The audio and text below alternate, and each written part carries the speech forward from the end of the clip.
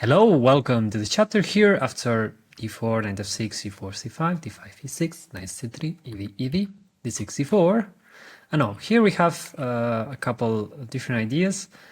Basically, white mainly has e4 and then g3, knight f3, bishop d3, or then the other main line will be knight f3 and then going for bishop f4, then h3. And then finally, we have the extra option of knight f3, and then g3, bishop g2. So here in this chapter, we'll cover none of that. We'll cover the rest of the sidelines. Yeah. So here we have, like for starters, we have knight f3 and then bishop g5, but this doesn't really add up much. In general, this pin is not threatening at all, and if white wants to keep it up, I mean, I faced this line a couple times, but when I was starting against lower rated opponents that didn't know much about the Benoni. But in general, this is just terrible. After knight h5, e3, here we just want to take, and basically we have already exchanged a couple of pieces, so this is great. And it's also the bishop. I mean, white can have some presence in the light square, so it's not that absurd, but here bishop g7, queen e7, knight d7, at some point a6, and then trying to go for b5.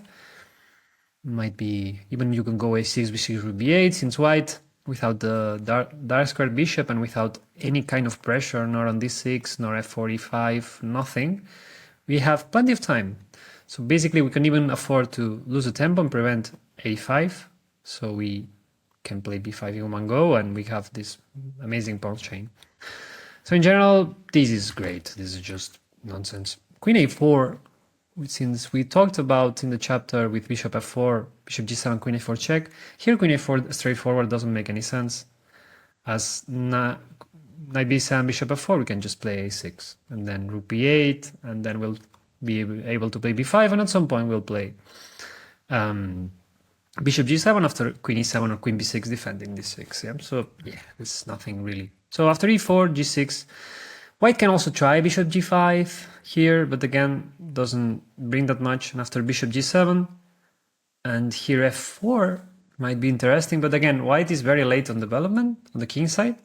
And after castle, this doesn't lead to anywhere. So here, like something like e5, which is just take and use the pin on the king. So we are not in trouble, yeah. Knight f3, bishop g4, and this pawn will fall, and the game will be almost winning. Yeah, and if knight f3, that white wants to push e5, here we have rook e8, and basically after bishop d3, c4 just wins the game, let's say, immediately. Here there are a lot of signs, but here we can follow up with queen b6.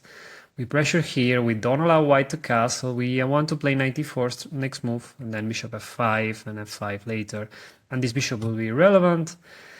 White is basically lost, yeah, I'd say in practice here, as white cannot do anything with the pawn chain, weak king and weak center, so yeah, like this doesn't work, yeah. It's not, I mean, no one plays like this, but it's good for you to understand how the main plans don't go well. And here in case of knight f3, as usual, we can also go for a6, a4, and then take on, and then play bishop g4, and same old plans as we checked many lines. So here bishop e2 is the only sensible plan here. It's recommended by Spheres or Spheres, or I don't know, or Spheres. I don't know. He can tell me how to pronounce this Polish name. And the idea of bishop e2 is getting ahead of bishop g4, and basically white wants to shift the knight to c4 without spending a time on h3. Yeah. Basically, we have the line with knight d2, knight f3, knight d2, but this is also straightforward, but this is a bit different, and white might want to play bishop f4 before playing knight c4. So it's a very concrete idea. So since a full chessable course covers this, it makes sense to have this on a separate chapter, as it has some different move orders and subtleties. Bishop g7, knight f3, bishop g4. Yeah.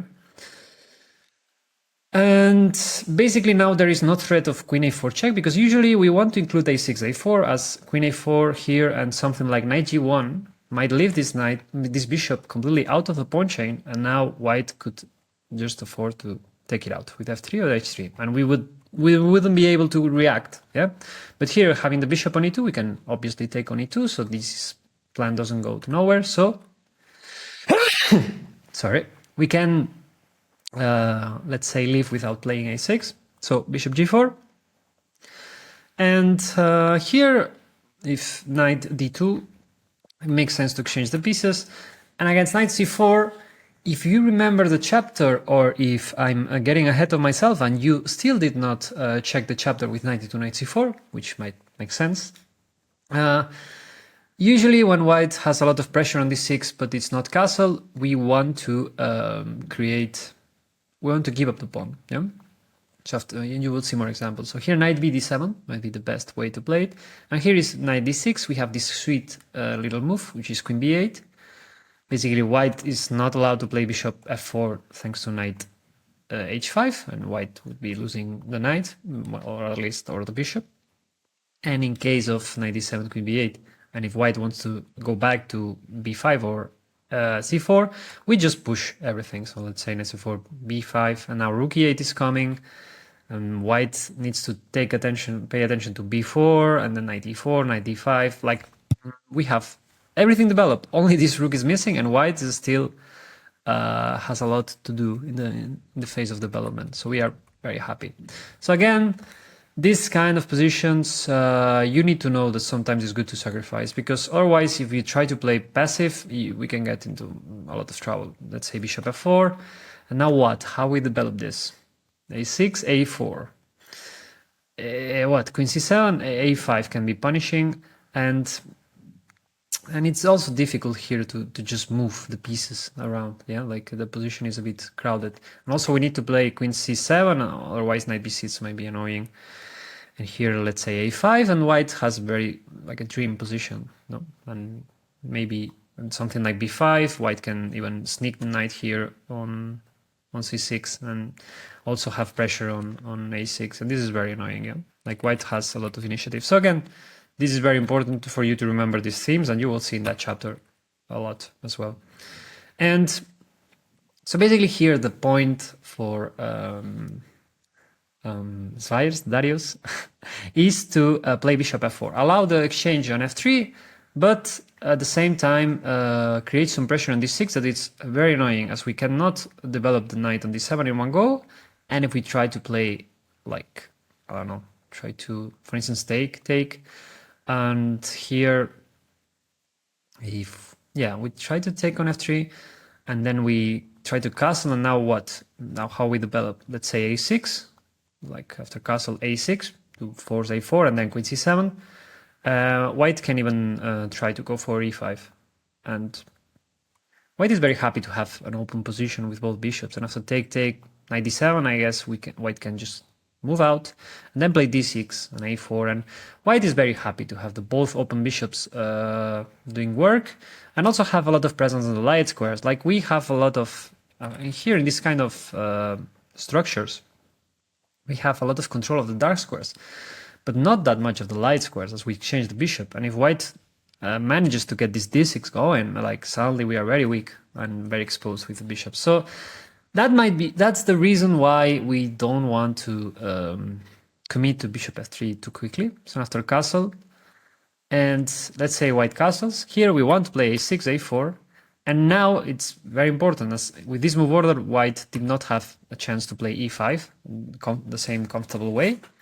So so here we go for bishop f3, and now queen e7, and this makes a lot of differences, as white is not in time to create some problem. Now we want to play knight d7, knight d5, and then white is not allowed to play e5 anymore, and we are very happy. And then h5, knight h7 is really nice to secure this e5 square and also create some threats with knight g5, and as usual, in the future, we'll play with b5. So here e5 is the only reasonable chance for white, and d6, queen e6, but this is a bit more different, and including this a6, a4 is very important, as now bishop b7 would be trapping the rook on a8. Yeah, but now we would have rook a7, and we would be winning a piece. So here something like rook e1 makes sense, knight d7, take, and here rook b8, and this fancy plan going to rook to b4. I mean, we can even give the exchange if white wants to play bishop e3, as we'll have a very nice center, and later on we'll take on d6, and we have really good compensation, and, well, not compensation, but initiative, I would say. Yeah, and black doesn't have anything. I mean, this was a game from Fedoseyev against Injik in 2021 in a rapid game, and Black managed to win the game. So yeah, it's a great example in practice as well of how this line goes. And yeah, be careful with these move orders. Again, this line is very picky in move orders, so yeah. Now we play a6, and we don't allow white to play e5 in one go. We force white to play a4, and then we take. Yeah. So now knight d2 makes a lot more sense now for white, as after taking. Now the bishop is already here. Again, we cannot play knight d7 comfortably. So here we do, and knight c4 is coming. So here we go for knight h5. Yeah. Basically, we win a tempo out of the bishop, and now after knight d7, we can develop comfortably. And okay, and white has the option to play g4, as we'll see. Like for instance, white can try to have this very nice pawn structure that is very well justified, as white has the dark square bishop. And it's not that easy for us to punish this pawn chain. Like, okay, playing h5 is very interesting. Here we include a6, a4. And now we play h5. Again, some of the themes are knight b5 later on, or knight c4 cannot be answered properly. So yeah, including a6, a5 makes sense. And now, if white tries to hold on this, we can just take a knight e5, we threaten the pawn. And the difference of including h5, h4 is that here, if we want to play h5, knight e5, sorry, now white can play h3, and if h5, f4, white can kick this knight. But here, after h3, after including this exchanging the h-pawn, there is no way for white to kick the knights without paying anything. So here, for instance, g4, we have knight h5, or even some ideas with knight g4. So here, knight h5 and f5 would be great. And yeah, and white has some troubles like kicking out the knight, and now f5, and the king is very frail and weak. So yeah, I feel this position is not easy for white at all. And in case of g5, we have the square of knight g4, bishop f4, and knight g5. And now going for c4 to pressure on d3, to open the position, and to also white would always need to be careful of the g5 pawn of the exposed king side. So opening the lines would be very helpful for us. Yeah, like for instance, if bishop e5, in order to play f4, we can take with the bishop. And in case of f4, we can even take here. So some small tactics might help you win the game. But here again, white is very late, let's say, to push. It's a bit too overambitious, but okay, it's also good to know these setups. So castle, castle, a6, a4. And here we have some questions as well to ask, like how do we want to keep up? Because white really wants to play knight c4 and to crush us with a5. And at some point, we will need to go back with this knight, and then bishop f4 will be daunting and annoying. So here I propose some very interesting idea, which is bishop d4.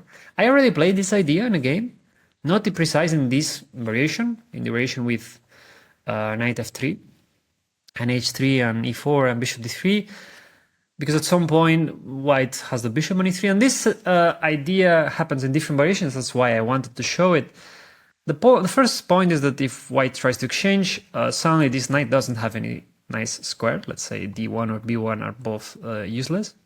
And we have a lot of squares for us. The knight has the square of b5, the rook goes to e8, this knight can jump to f4, we can play f5. White doesn't have that much presence on the center. Also, the rook is coming to an open file, while the knight is stuck doing I don't know what. So this is the first take. Then the second one is that we are not as punished as before with the ideas of g4, as this knight can go back and this bishop is not trapped, and white cannot just overrun us. So here if white plays g4, for instance, knight f6, f3, it's very much apparent why this bishop is a bit more active here. And after rook e8, again, we have the same ideas with h5, b5, and open up the position. Like, what I like about bishop d4 is that it kind of solves all the space problems that we might have after this f3, g4, and yeah.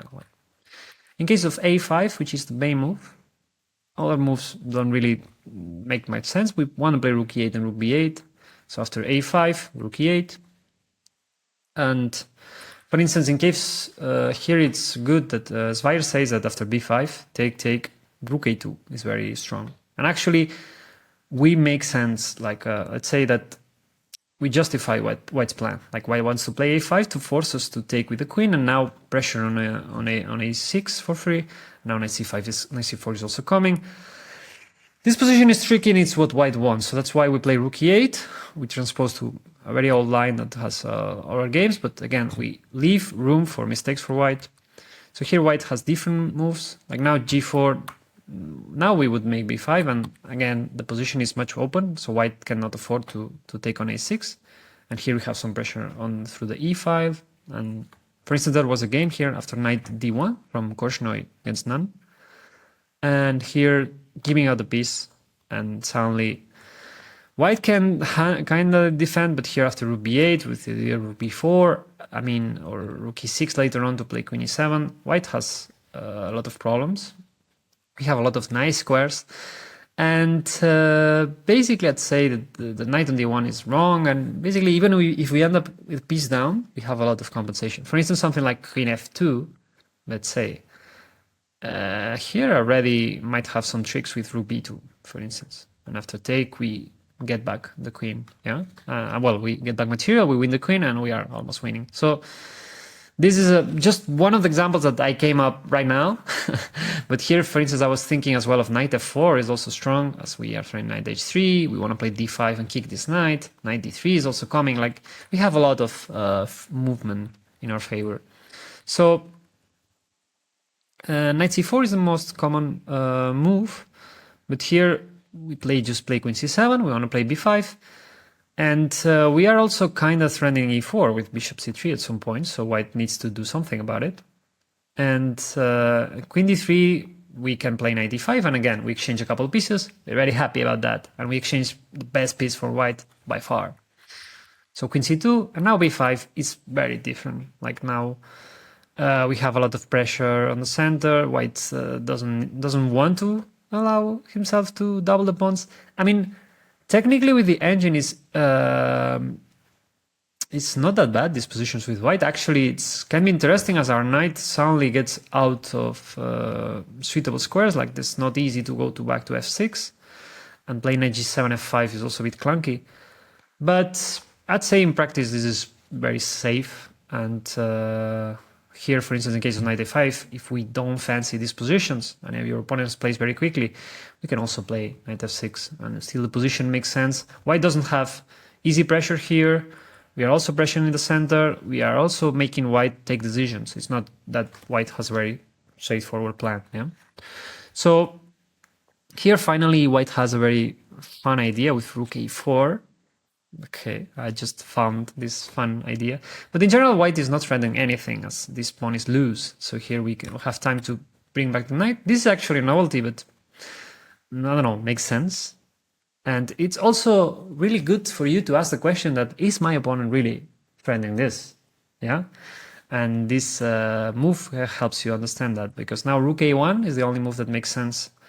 Because otherwise, if white tries to take the pawn, I mean, it feels like, okay, white exchange a kind of central pawn but we get a lot of it, yeah? We get the column for the rook, we get more squares for our knights, and basically we get a lot of counterplay for free, yeah? And we don't even need to play b5, so we have a much safer pawn chain, yeah? Like, you see that our pawn chain doesn't even need to get out for the third of the second rank, so this implies that we can kind of annoy our player without committing to anything strategically, yeah? So, rook a1, and now we take, and now we play b5. This is a very forced line, but I feel it's a great example for you to the Benoni to play precise, to look for opportunities all the time. So here, knight b6, we threaten the rook a6 is kind of forced, now we take on d5, but we keep going. Now queen g3 is very strong, as white is pinned, the e4 pawn is pinned, but white counterattacks on d6, and suddenly the d5 knight is threatened. Knight f6, we threaten e4, rook d6, queen e7, and basically we are threatening e4, and white cannot afford to defend it, as f3, knight h5 would win the rook. Yeah. So this is an example of a line that I don't want you to memorize at all. This is very unlikely, but it exemplifies how well the Benoni works sometimes.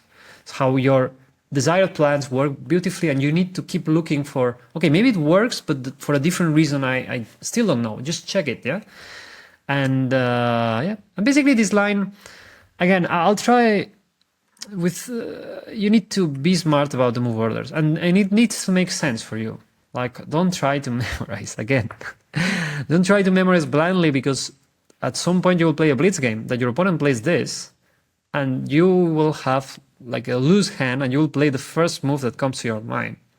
So it needs to make sense, yeah? It's not easy. So basically here with this, queen a4 doesn't exist, so we can afford to play bishop g4 without including a6, a4. And here, after, and for also a really good difference for you to notice, and something you can take, if you include these moves, now knight d2, take, here, knight c4. Okay, what now? If we play knight d7, you remember, we take queen b8. But now, since we included these two moves, b5 is not as easy. Like, okay, maybe it could be interesting, like this position can still be interesting, but okay, now white is much different situation. Now knight d4 might be a reasonable take to threaten. But okay, we are pawn down, now white just castles, and okay, we might claim some kind of compensation, but it's not easy. Like maybe white can even, I guess, include this move, as this knight is kind of relying on this rook to be on in e8, so white will be able to take on e4, and we are pawn down. White still has some magnificent piece on c4.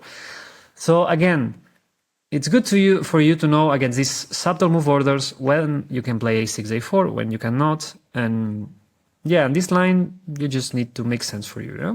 So yeah, but it's not that difficult, it's not that harmful, it's only relying on these little small move orders. So yeah, hope nothing will happen to you. It will be great, it will be amazing experience with Benoni. And yeah, and yeah, hope you enjoyed, and see you in another chapter.